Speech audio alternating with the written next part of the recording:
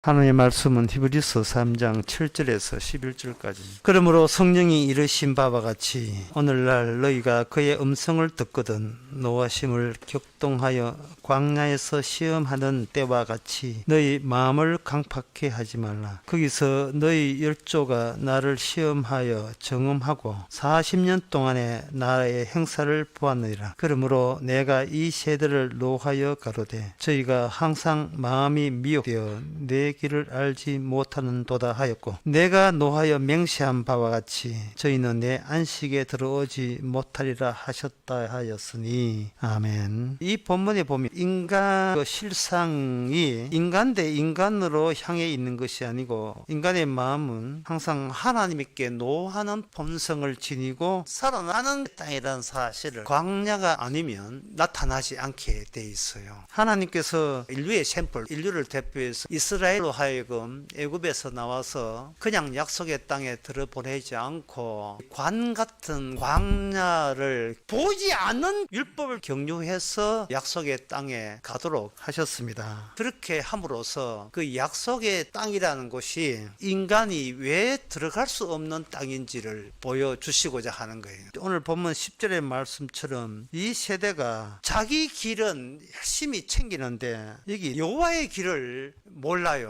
왜냐하면 자기 길을 챙기는데 정신이 팔려가지고 하나님의 길이 자기 길과 충돌된다는 사실을 알지 못하고 있습니다. 그래서 그 11절에 보면 내가 노하여 맹세한 바와 같이 저희는 내 안식에 들어오지 못하리라. 이걸 분명히 해 두시기 위해서 광야를 그치게 하셨습니다. 다시 말해서 인간의 존재 자체가 하나님을 화나게 하는 요소가 인간의 존재 안에 들어있다는 겁니다. 인간은 모르지요. 왜냐하면 인간은 자기 자신을 화나게 안 하기 때문에 그래요.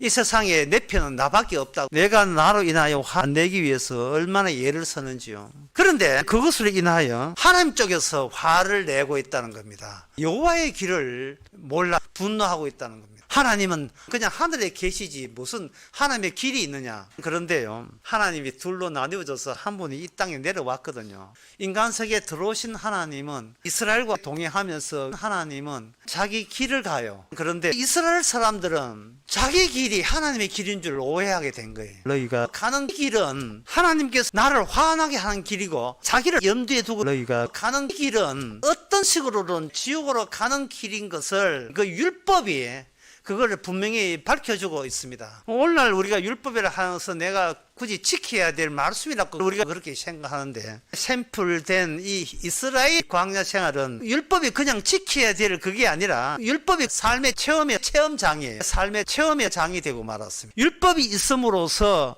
그들은 매사가 원대로 그들의 뜻대로 되지 않아요. 하나님은 이스라엘과 동행하면서 율법대로예요. 율법대로 내 뜻은 안 돼요. 이것이 이스라엘과 광야라는 환경을 통해서 율법이 분명히 드러나는 겁니다. 하나님의 말씀 지켜서 하나님의 뜻과 내 뜻 사이에 내 뜻대로 인간은 꼼수를 쓰고 인간은 차이가 없다고 생각하는데 그 사이에 율법을 집어넣어 버리니까 이게 내 뜻이 나를 망치는 뜻이었구나. 나는 내가 나를 망친다는 생각을 못하고 나는 하나님의 율법을 지켜서 내 피라고 여기면서 잘 되면 돼. 하나님의 말씀 지켜서 행복하면 편하면 돼. 이게 율법을 주신 하나님을 화나게 만들었어요. 율법이 그걸 증명하는 겁니다. 그래서 광야는 뭐냐? 광야는 보이지 않는 율법을 지킬 때 율법 스스로 자기 환경을 만들어 가면서 인간이 그 율법 안에서 어떻게 망가지고 율법은 율법대로 못 지키고 인간이 어떻게 죽어가는지를 보여주는, 사람을 죽이되 말씀은 살리는 광야는 율법의 세계이기 때문에. 그래서 오늘 본문에 보게 되면 이스라엘은 어쩔 수 없이 오늘 본문 8절에서 10절 이런 내용이 거의 시편 95편에서도 이런 내용이 있어요. 근데 빠뜨린 게 있어요. 약간 차이가 나요. 시편 95편 7절부터 8절에 보면 대저 저는 우리 하나님이시여 우리는 그의 기르시는 백성이며 그 손의 양이라 너희는 오늘날 그의 음성 듣기를 원하노라 이렇게 하고 8절에 이러시기를 너희는 무리바에서 같이 광야 마사의 날과 같이 너희의 마음을 강팍하게 말지어다 이래 돼 있어요. 근데 본문 히브리서에 보면 노하심을 격동하여 광야에서 시험하는 때와 같이 너희 마음을 강팍해 하지 말라.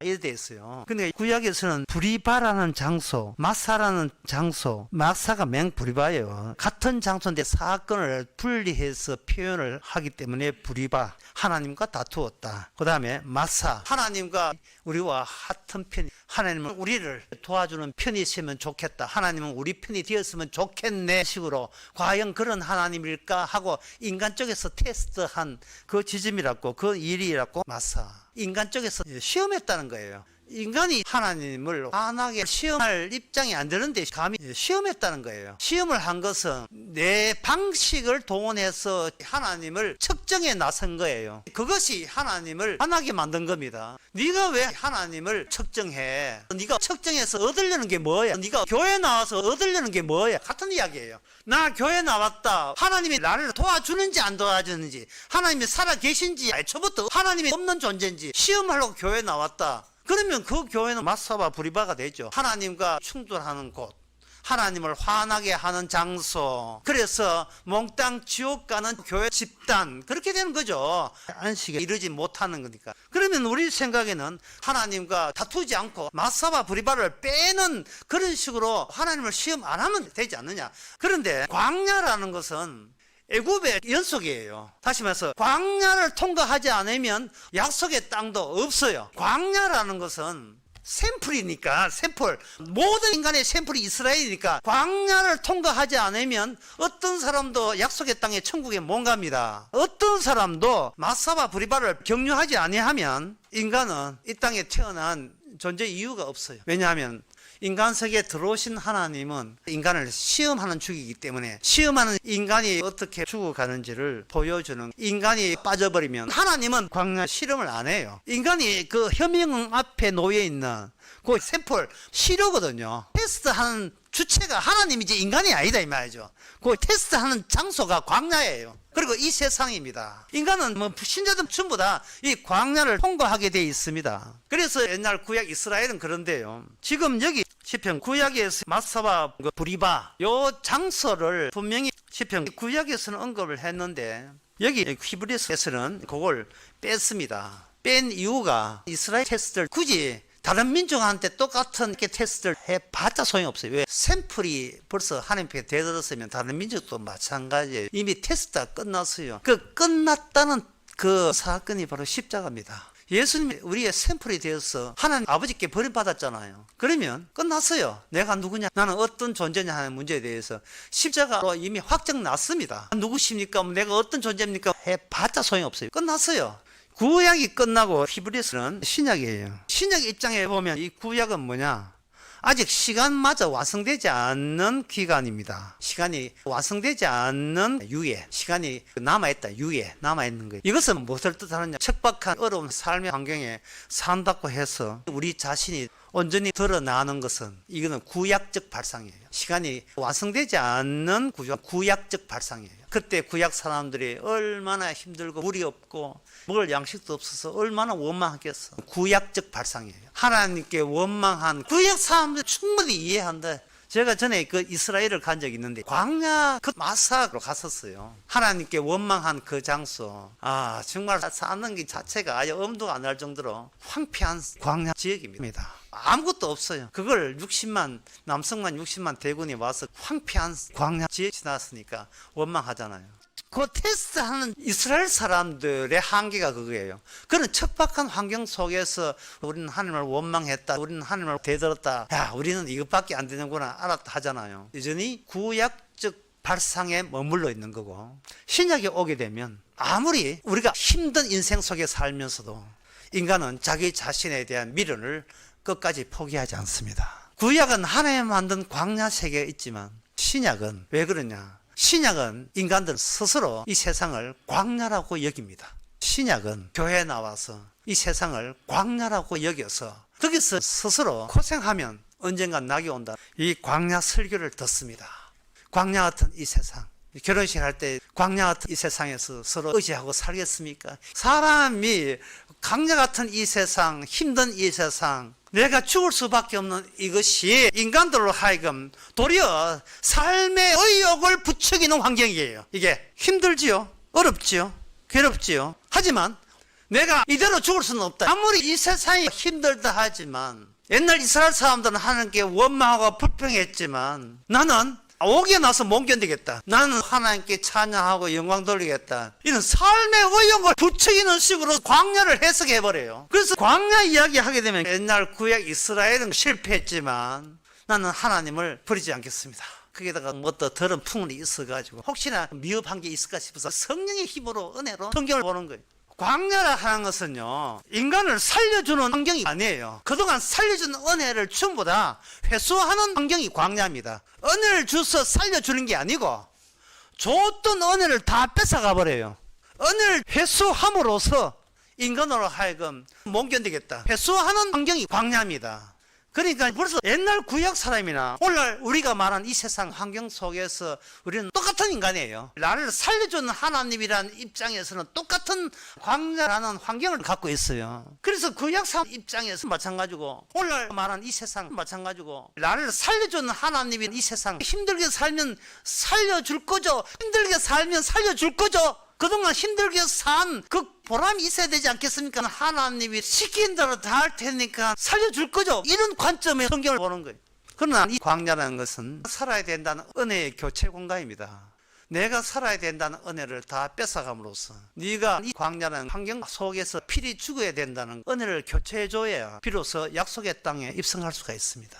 우리의 샘플이 되어서 은혜를 교체를 했던 갈렙과 여호수아 딱 두 사람이 있었어요. 갈렙과 여호수아는 약속의 땅도 광야라고 여겼던 사람입니다. 이거는 내가 사는 약속의 땅이 아니라 사람을 죽이되 말씀은 살리는 율법이 분명히 드러나는 완성이 바로 그 약속의 땅이라는 사실을 갈렙과 여호수아는 약속의 땅이 나를 살리는 게 아니구나. 나를 살리는 것이 아니고 이스라엘과 동행하시는 하나님은 말씀을 살리는 그 장소가 약속의 땅이고 그걸 통과하는 공간이 바로 광야입니다. 하나님이 인간에게 얼마나 수난받고 모욕받고 비난을 받는지 생고생하는 하나님 모습을 그 하나님과 동행하면서 예수님과 마귀 싸움의 진실을 알아야 되는 거예요. 그래서 하나님의 이 광야라는 자체가 마귀 싸움의 은혜를 빼는 거죠. 은혜를 쭉쭉 빼는 거죠. 광야가 바로 마귀 싸움의 은혜를 빼는 그것이에요. 모든 인간 마귀로서는 쭉쭉 다 빼버리고 오직 말씀을 살리는 진리만 남는 거예요.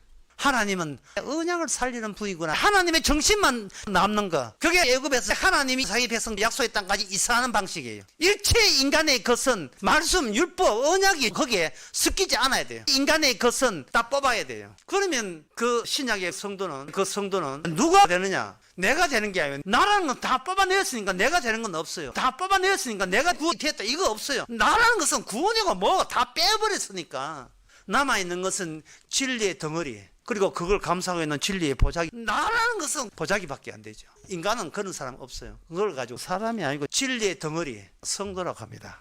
성도는 사람이 아니고 진리 덩어리 껍데기만 사람 모습이죠. 이게 로마서 9장 21절에 나옵니다. 토기장이가 진흙 한 덩어리로 하나는 귀 설 그릇을 하나는 천이 설 것을 만드는 권이 없느냐. 만일 하나님이 그 진노를 보이고 그 능력을 알게 하고자 하여 멸하기로 준비된 진노의 그릇을 오래 참으사 관용하시고 또 영광 받기로 예비하사 긍휼의 그릇을 이렇게 해서 나라는 보자기를 두 개 만들어요. 하나님의 속성이 둘 다 들어옵니다. 하나는 사랑의 속성이 들어가고 하나는 저주의 속성이 들어요. 말라기에 보면 말라기 구약의 끝자락입니다. 말라기에 보면 인간은 신약에 나타나는 진리의 보자기 껍질에 불과하고 신약에 돼야 오직 말씀을 살리는 성도가 등장해요. 성도는 어떠한 본질을 갖고 있는가를 말라기 1장 2절에서 3절에 나옵니다. 말라기 1장 이렇게 되어 있어요. 예수는 야곱이 형이 아니냐. 그러나 내가 야곱을 사랑하였고 예수는 미워했다. 야곱과 예수가 형제간이라는 그러나 하나님께서 형제간이라는 야곱이라는 사랑의 속성의 계시를 예수라는 저주의 계시를 따로 했는데 야곱이라는 계시는 사랑 덩어리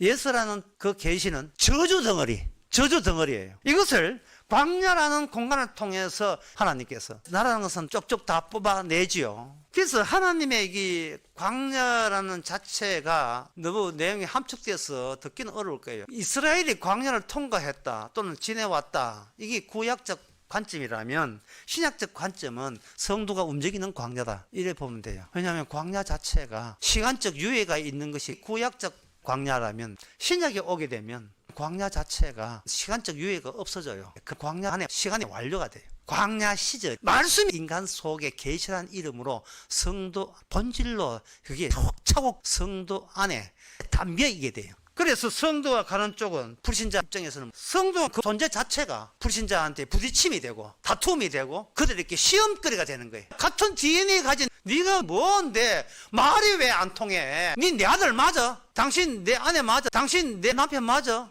부부인데 왜 말이 안 통해? 이러고 있다 이 말이죠. 이게 성도가 말이 안 통하는 이유는 성경 자체가 성도를 그렇게 만들어서 그래요. 자, 어느 정도 말이 안 통하는지 제가 성경적 예를 하나 설명해 보겠습니다. 요한계시록 12장 13절과 14절을 제가 한번 읽어보면 용이 자기가 땅으로 내어 쫓긴 것을 보고 남자를 낳은 여자를 핍박하는지라. 여기서 남자를 낳은 여자를 핍박한다. 요 대목 체크. 그 다음에 그 여자가 큰 독수리 두 날개를 맞아 광야 자기 곳으로 날아가서 여기서 광야라는 데 체크. 거기서 뱀의 낯을 피하여 한때 두때 반때를 양육받으며 체크. 두 개를 합쳐보면 뱀도 악마도 보이지 않아요. 동해하는 하나님은 보이지 않아요. 의도적으로 그럴 때 하나님께서 율법이 환경을 통해서 실제적으로 드러나는 그때 뱀도 악마도 행함이 포착이 된다는 거예요. 그때 뱀도 악마도 포착되고 하나님의 언약 사람도 같이 포착이 되면서 그럴 때 이 역사의 실제 사건으로 전환되는 겁니다. 말씀 자체가 뱀도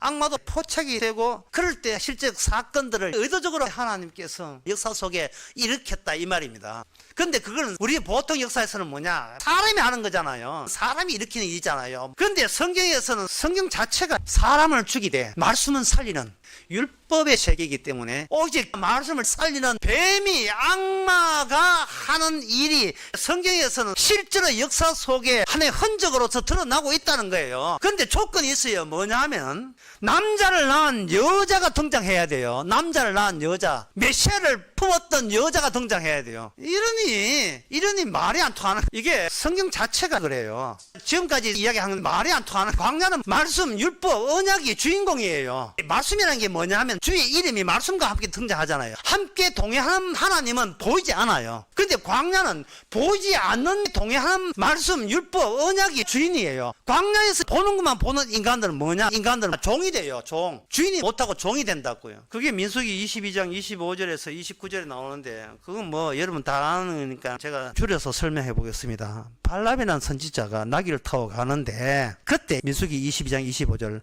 나귀가 여호와의 사자를 보고 발람의 발을 그 다음에 비비어 상하게 하며 발람이 다시 채찍질을 하니 발람이 나귀 탔는데 나귀는 뭘 봤느냐 하면은 주의 천사를 봤어요. 근데 누가 주의 천사를 못 보고 있느냐 하면은 그 나귀를 종부리듯 타는 자기가 주인이라고 여기는 발람 선지자는 천사를 못 보고 있습니다. 이런 이야기가 광야에서 일어나요. 광야에서 이런 일이 벌어졌다는 말은 누가 말빨이 새냐 하면은 사람인 발람이 말빨이 샌 게 아니고 사람에게 종노릇하는 나귀가 말을 해버립니다. 따지고 덤비들어요. 발람 선지자는 그것도 모르고 나귀가 말을 안 됐네. 발람이 채찍질을 하니 나귀가 한 말이 왜 때리냐? 왜 때리느냐? 누가 잘못했는데 나를 때리느냐? 이게 어디서 되더라? 사람인 발람이 하나님께 되던 거예요. 인간들은 이 힘든 세상 누구든지 다 알아요. 어린애가 아닌 이상은 다 알아요. 알면서 인간은 자기가 태어난 이 세상이 광야가 안 되기 위해서 모든 노력을 다 합니다. 빨리 광야에서 벗어나서 나만의 세계를 구축하기 위해서 온갖 노력을 다 해요. 먼저 그것이 성취된 사람은 결혼을 하고 그게 안 된 사람은 결혼을 유예하고 못하죠. 인간은 나름대로의 이 세상이 광야 아닐 거라고 여기고 거기서 자기만의 세계관을 만듭니다. 자기만의 세계관을 학교에서 가르쳐요. 과학적으로, 철학적으로, 생물적으로, 물리적으로, 자연세계, 변화무쌍한 자연세계, 험난한 세계 속에서 인간은 어떻게든 버티고 살아야 된다. 이게 인간의 지혜고 굴욕을 이기는 의지의 인간들이다. 지금껏 인간 세계는 이렇게 문명을 이뤘다. 따라서 후손들이여 자연이 험하고 홍수가 나고 지진이 일어나더라도 지혜를 모으고 이겨내자. 광야?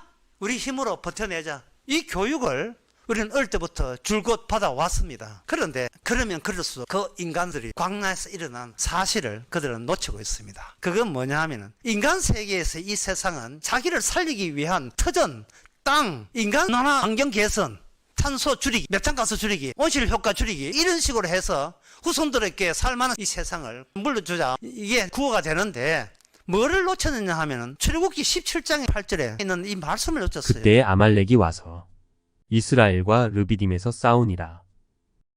아멜렉이라는 존재가 등장한다는 사실, 그게 이 광야를 통과하면서 아주 핵심되는 사건이 이스라엘과 아말렉이 전쟁하는 사건이에요. 왜냐하면 창세기 36장 12절에 보면 예스의 아들 엘리바스의 아들이 아말렉입니다. 제가 아까 말라기 말씀드렸죠. 예스는 끝까지 저주 덩어리가 돼야 돼요. 저주 덩어리. 그리고 같은 쌍둥이 형이지만 야곱은 묻지도 따지지 않고 사랑 덩어리가 돼야 돼요. 내가 사랑받는다, 그래서 나를 빼세요. 진공청소해가지고 나를 빼세요. 그냥 나를 빼세요. 굴러가는 사랑 덩어리. 사랑은 나를 빼세요. 사랑 그 자체로 굴러가게 돼 있고, 내가 저주받는 그것이 아니고 저주가 나와 떨어져서 저주 자체가 굴러가는 거예요. 인간은 뭐냐? 인간은 나라는 자체를 하나님께서 인정한 적이 없어요. 나라는 자체를 처음부터 끝까지 성경의 둘 중에 하나, 사랑과 저주가 십자가로 이미 확정 났습니다. 이게 인간입니다. 이게 피조물의 역할이에요. 사랑과 저주가 우선이지 인간은 그냥 흙덩어리에 불과한 거예요. 내가 어떻게 된다는 일체 인간의 것은 애초부터 성경 하나님께서 인정한 적이 없어요.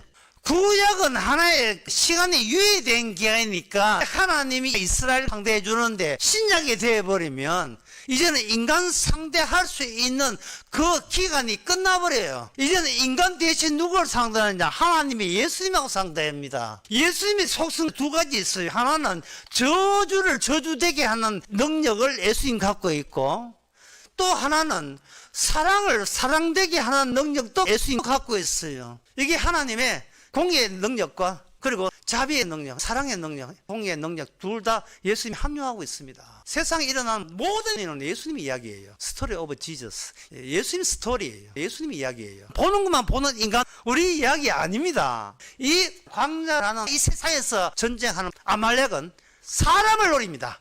아말렉은 바로 저주받아야 될 예수의 손자, 예수의 자손이에요. 따라서 아말렉은 땅을 노리는 것이 아니고 아말렉은 사람을 노립니다. 그것도 특수한 사람. 어떤 사람? 하나님의 율법과 함께 동행하고 있는 특수한 사람을 노리는 것이 아말렉이고, 구약적 광야에서 그 아말렉이 요한계시록 12장에 보면 의도적으로 하나님께서 광야에다가 그 아말렉이 역사적 실체성을 미리 보여주는 거예요. 남자를 잉태한 여자를 공격하는 거. 그럴 때 악마는 역사적 실체성을 보여주는 거예요. 인간은 아무것도 아니에요. 예수님과 마귀 싸움에 인간은 놀아난 겁니다. 인간은 주인공 아니에요.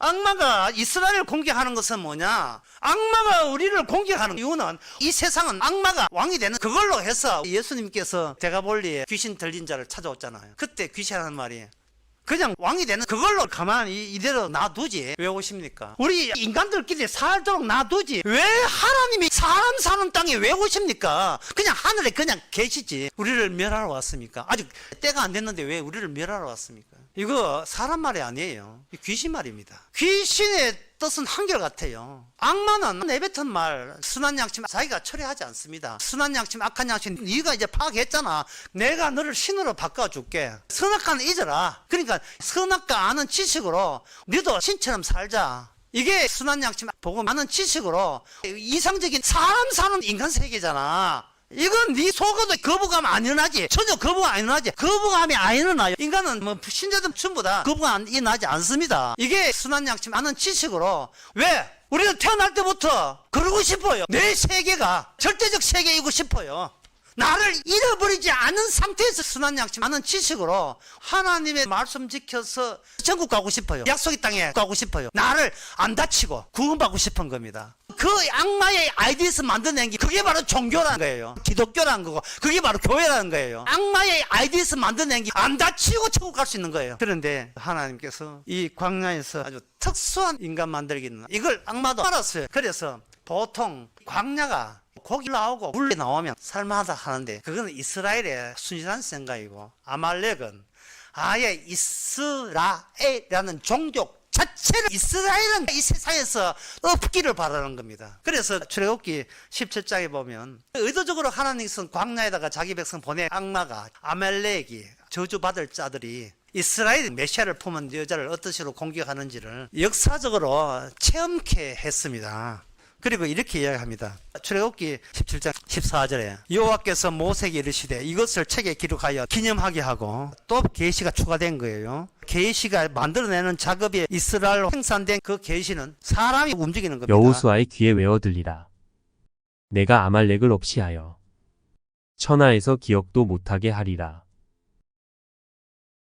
출애굽기 15장 12절에 보면 이런 말씀 나옵니다. 외워 들리라. 주께서 오른손을 드신즉 땅이 그들을 삼켰다. 인간들은 땅이 없이는 못 살아요. 땅이 있어요. 그래야 내가 땅에서 살아요. 귀농을 하든지 귀촌을 하든지 살아요. 땅 자체가 없어버립니다. 그런데 하나님께서는 땅을 엎어버려요. 땅을 엎어버려서 인간들은 못 살아요. 그게 광야입니다. 그게 광야예요. 나는 이미 엎어졌다. 그걸 눈치챈 갈렙과 요수아입니다. 하나님은 나를 살리는 하나님이 아니고 하나님은 나와 함께 있는 보이지 않는 율법을 보이지 않는 언약을 하나님은 살리는 분이구나 하는 것을 감을 잡고 그걸 알아채고 그걸 기뻐한 자가 갈렙과 요수아예요. 그래서 약속의 땅의 모든 토속민들은 저주받을 대상인데 왜냐하면 그들은 땅을 믿고 살아요. 땅이 있으면 나 산다. 땅 없으면 나 죽는다. 이걸 다 엎어버리는 거예요. 약속이 있으면 살고 약속 없으면 죽는다. 이게 아니고 살만한 땅이 있으면 나는 살 수 있다고 본 거예요. 하나님이여 저에게 살만한 땅을 주시고 환경 주시면 마음껏 하나님께 영광 들고 찬사하고 기뻐하겠습니다. 이게 엎어질 예수의 자식이고 저주받을 자식이고 이게 엎어질 인간들이에요. 따라서 예수님과 마귀 싸움에 이스라엘을 공격한 자, 다시 말해서 금방지게 감히 영원히 저주받을 자들이 영원히 사랑받을 자를 공격하는 환경으로서 광야를 사용하신 거예요. 영원히 사랑받을 영원한 사랑, 영원한 자비에 대해서 우리가 그렇게 보고 싶어 했던 값없이 어렵다함에 대해서 공격하는 악마가 그 자체예요. 물론 악마는 안 보이지만 악마의 탈선자들이 바로 남자를 품은 여자를 공격한 자가 악마예요. 제가 이 복음 이야기가 한다고 해서 가만히 사람 또 복음 이야기가 성질 고주지 마시고요. 가만히 있으면 저쪽에서 시비 걸게 되어 있으니까 그때까지 그냥 기다리세요. 전도 한답시고 괜히 이 말씀 알아 이렇게 자꾸 문자 보내지 마시고요. 그냥 가만히 있으면 오게 돼 있어요. 저쪽에서 이야기하는 것은 영원히 저주받을 이야기하는 말은 딱 한마디입니다. 어쨌든 살아야 되지 않습니까? 네, 어쨌든 살아야 되지 않습니까? 무슨 기만이 필요합니까? 성경에 보니까 약속의 땅, 광야가 나오는데, 오케이! 광야, 내가 믿습니다. 광야 인정하는데, 하지만 그 중에서도 두 사람은 살아남았고, 그 뒤에 백성들도 다 약속의 땅에 갔잖아요. 성경 해석이 어떻게 됐든 난 모르겠고, 인간은 죽어 무서운 게 아니고, 살아있는 내 모습이 제일 무서워요. 주님께서는 광야에서 뭘 빼는가? 쏙 빼는데, 무서워함 자체를 빼버려요. 그리고 나의 죽음 자체를 빼버립니다. 그리고 말씀을 이야기합니다. 죽는 거하고 너하고 아무런 상관이 없다는 거예요. 너와 상관도 없는 죽는 거하고 네가 왜 벌벌 떨고 있느냐. 그동안 여러분들이 평생을 살아가면서 착각하신 거예요. 우리 한 착각을 또 친절히 넘치시는 우리 주님께서 사사기 6장에서 우리가 어디에서 착각을 하고 있는지 약속의 땅 광야의 약속에 따라서 어떤 착각을 했는지 나옵니다. 사사기 6장에 거기에 이름이 기드온이에요. 사사기 6장 16절 40절에 보면 기드온이 하나님을 시험합니다. 기드온이 시험을 해요. 오늘 광야에서 이스라엘 사람들이 시험했잖아요. 그러니까 광야나 약속의 땅이나 성질이 똑같아요. 광야 지나서 약속의 땅은 아닙니다. 광야 지나서 연장된 장소가 약속의 땅이에요. 그러니까 내가 지금 하나님 믿는 것이 스스로 살아온 환경이 나를 이렇게 착각으로 몰아넣어서 진리를 하는 것은 보편적 상식이 그것이 진리가 되지. 내가 속아놓으면 안 되지. 이런 생각이 하고 실제적으로 역사적으로 이게 무슨 뜻인지를 지금껏 몰랐는데 광야를 생각하면서 제가 처음 알았어요. 이게 뭐냐, 죄란 인간이 선악과로 아는 게 아니고 반드시 하나님 쪽에서 연락이 와야 비로소 내 안에 죄가 모이게 된다는 사실이에요. 내 안에 죄가 모인다는 사실이에요. 하나님을 테스트하는 것이 처음부터 나는 죄덩어리라는 것을 내가 그동안 몰랐는데 주님을 테스트하는 것이 내가 죄인인 것을 테스트하는 하나님의 인간을 시험하는 테스트였어요. 그게. 그리고 그 테스트한 환경이 오늘 우리가 말한 이 세상 광야입니다. 하나님의 율법은 결코 뭐 하나 관념이 아니에요. 우리는 한시도 한순간도 매일같이 하나님을 테스트 안 하고 지나간 적이 없습니다. 매일 테스트예요. 이케요? 저케요? 하나님 어느 선택을 하면 내가 살겠습니까? 맨날 테스트예요. 이 땅에서 맨날 테스트합니다. 인간은 두 체제를 원해요. 그냥 하나님 하늘에 계시고 땅은 우리가 알아서 하겠습니다. 우리가 도움 요청할 때나 오셔가지고 기적 베풀어 주시오. 이게 두 체제예요. 시스템이 앞뒤 두 개 있는 거예요. 그런데 하나님이 의도적으로 인간 세계에 주의 이름으로 이 땅을 찾아와서 그 십자가의 피가 인간 세계를 관통한 거예요. 인간이 얼마나 못돼 먹었는지. 거기서 마사와 브리바가 나옵니다. 다시 말해서 이스라엘 백성의 특수성은 뭐냐? 없는 게 나와요. 양식 없습니다. 물 없습니다. 없는 게 하나의 셈이 되어서 나올 때 그게 바로 광야의 진정한 의미입니다. 그래서 신약의 성도가 대화할 때는 없는 게 나와야 돼요. 없는 것을 주고받아야 돼요. 저주 덩어리 아말렉이 광야라는 공간을 통해서 이스라엘을 알고 공격합니다. 예수님 자체가 이 땅에 없던 분이고 예수님 주시는 말씀, 언약이 인간 세계에서는 없는 걸 주십니다. 그게 선악 세계는 없고 따로 감추어 놓은 생명나무에서만 나오는 것. 인간의 세계는 없는데 하늘에만 있는 생명을 주어서 우리는 영생을 얻게 됩니다. 이것을 이제 아말렉이 이스라엘을 공격하죠. 아말렉과 전쟁할 때에 이스라엘 무기 없습니다. 아무것도 없어요. 광야는 그것이 하나님이 아말렉과 싸우는 그 공간도 광야지만 이스라엘을 또 내치는 그것이 광야입니다. 왜냐하면 물 달랐고 물 없다고 원망했기 때문에 양식 없다고 원망했잖아요. 다투었잖아요. 물이 있을 것 같으면요. 다시 말해서 이 땅에 하나님께서 우리가 살 수 있는 그러한 곳으로 인도한다면 굳이 광야라는 코스가 필요치 않습니다. 근데 광야 없으면 천국도 없어요. 그게 오늘 히브리서 이 말씀이에요. 광야 없으면 천국도 없어요. 광야를 거쳐야 비로소 천국이 있어요. 광야라는 건 뭐냐? 없는 것이 우리를 살리는 거예요. 물이 없는데 물이 나오고요. 양식이 없는데 양식이 나오는 거예요. 내가 없는데 내가 성도 아닌데 성도 되게 하는 없는 것이 우리를 살리는 현상이 광야에서 일어나는 겁니다. 우리가 가만히 있는데 저주받을 자들이 달려들어요. 그럴 때 하나님께서 모세의 지팡이를 통해서 아말렉이 패배하게 만드는 겁니다. 그 지팡이가 겨냥하는 것이 바로 주의 이름입니다. 보이지 않는 주의 이름. 네 혼자 이 세상 살아가는 게 아니다. 생존 위해 살아가는 세상이 아니고 모든 인간이 죽는 이 땅에서 주님이 어떻게 죽었다가 영생을 얻고 부활을 얻는 그것을 보여주는 세상으로서 네가 주님의 십자가에 합류되어 있다는 겁니다. 있는 내가 나를 구원한 게 아니라 보이지 않는 주님의 십자가의 공로가 모든 인간의 어리석은 지혜와 지식을 십자가의 피가 살려는 우리를 구원해는 보이지 않는 주님의 십자가에 합류되어 있다는 겁니다. 기도하겠습니다. 하나님 아버지, 광야 안에서 나를 살리기 위함이 아닌 것을 알게 되었습니다. 보이지 않는 주님이 나를 통해서 어떻게 살아나는지, 꽉 차 있는 진리가 못난 우리를 통해서 어떻게 진리답게 드러나는지 하루하루 주께서 허락한 인생을 살면서 남은 인생 전체가 주님의 인생이 되게 하옵소서. 예수님의 이름으로 기도합니다.